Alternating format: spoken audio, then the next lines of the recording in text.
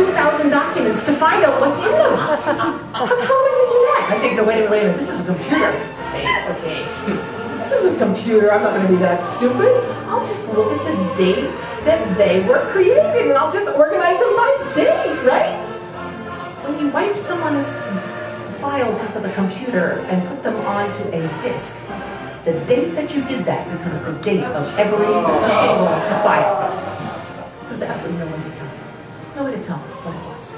What was I doing? What was I doing? What am I doing? What am I doing?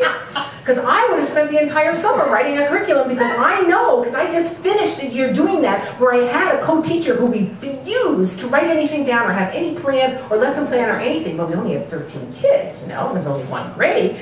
So I know that this is just hell. It's like building a boat while you're sailing a boat while you have to keep 25 to 27 people on the boat and on task. We don't want to be writing lesson plans and curriculum and units and things while you're doing it. I mean, so, you know, we have orientation, and I'm still trying to talk to Ms. Misery, you know, about this curriculum thing. So what do you want me to teach? Because no one could tell me what they wanted me to do. It had to be perfectly aligned with all of the goals and the data-driven decision-making, blah, blah, blah. And I go, oh, man, wow, I gotta get this together. You know, this can't just be anything.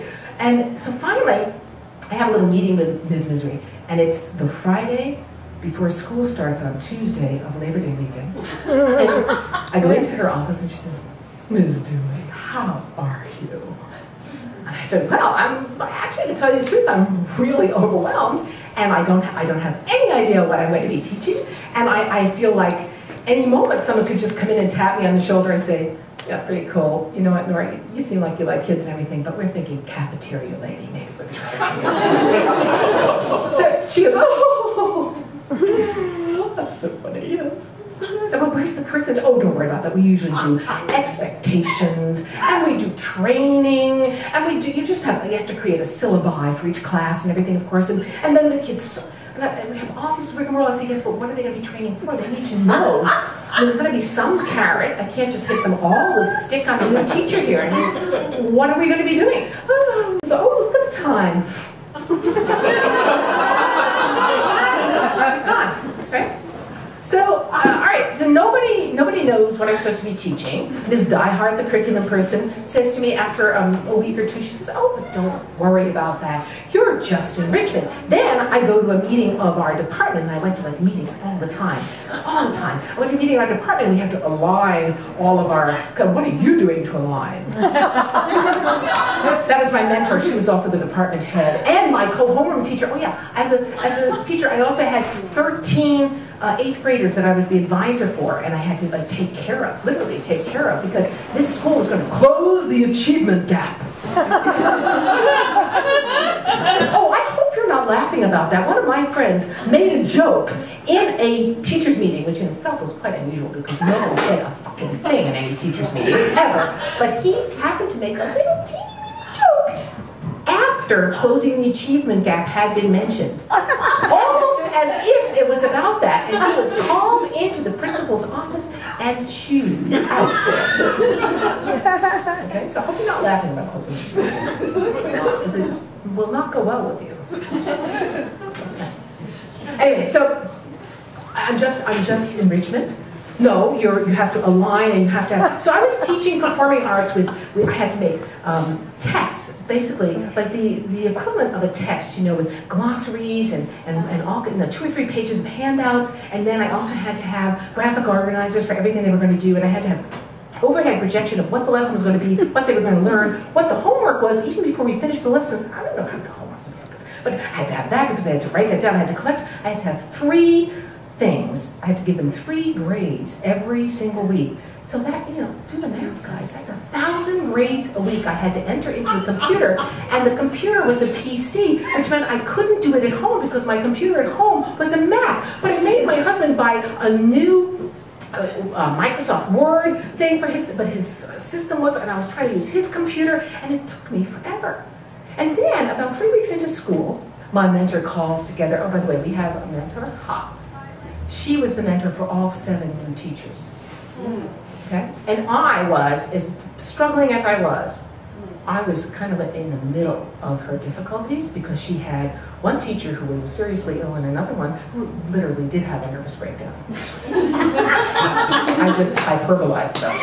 So she had her hands full, I'll say that for her. But it was not like I had a mentor, because if I wrote to her, she never wrote back to me. And when she came into the teacher's room, she never said hello. And when we talked to each other, she did that like, oh God, nails on a blackboard, that woman is still talking. Look, right? It was hard. So we're doing all this, and then 3 weeks into school, she calls us all together and she says, okay, and now I would like to explain to you about the student progress reports. I think, oh, great, cool, what's student progress? Student progress reports had to be unique for each and every student.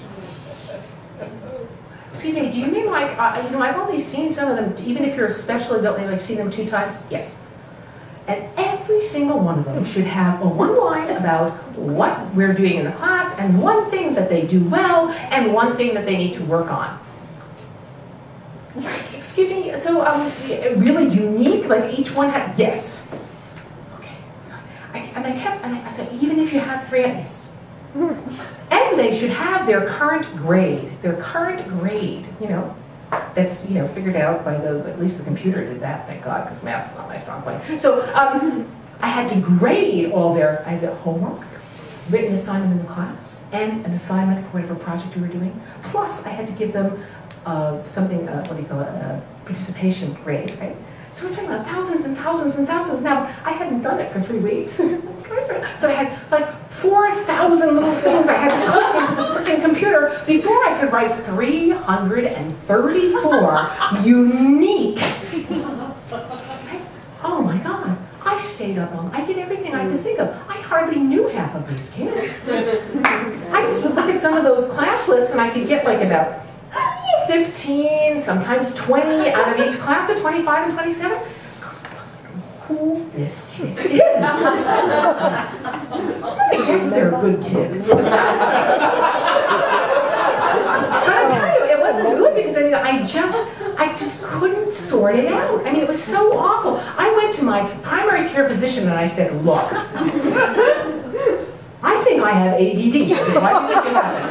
I said, I can't handle, this is like so, she said, well, take this little test. And of course, actually, I do have ADD. And so she gave me, I do, in fact, but she gave me amphetamines, Adderall. Yeah. I don't know how I would have gotten to this job. Because I worked 100 hours a week, literally. I'm not exaggerating, 100 hours a week, some weeks more. I would get up at 5:30 every day if I went to sleep. I didn't always go to sleep because on Monday mornings I had all my classes like back to back, Monday, Tuesday, I had so many classes I had to have everything ready for them.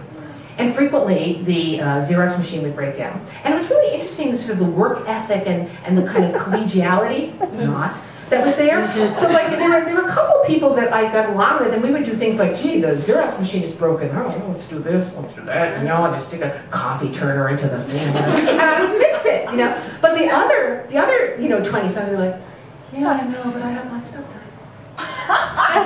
Great, that's cool. You have your stuff done. So I finally, it's like October 3rd they were due. And I just threw myself on it. Like, that's the kind of person I am. And they told me to do it. I asked and asked and asked if this is my job. This is what I'm supposed to do. So finally, it's October 3rd, and I have about 212 of them done. And I send them an email. Hi guys, I'm really sorry, but this is just not going to be ready on the deadline.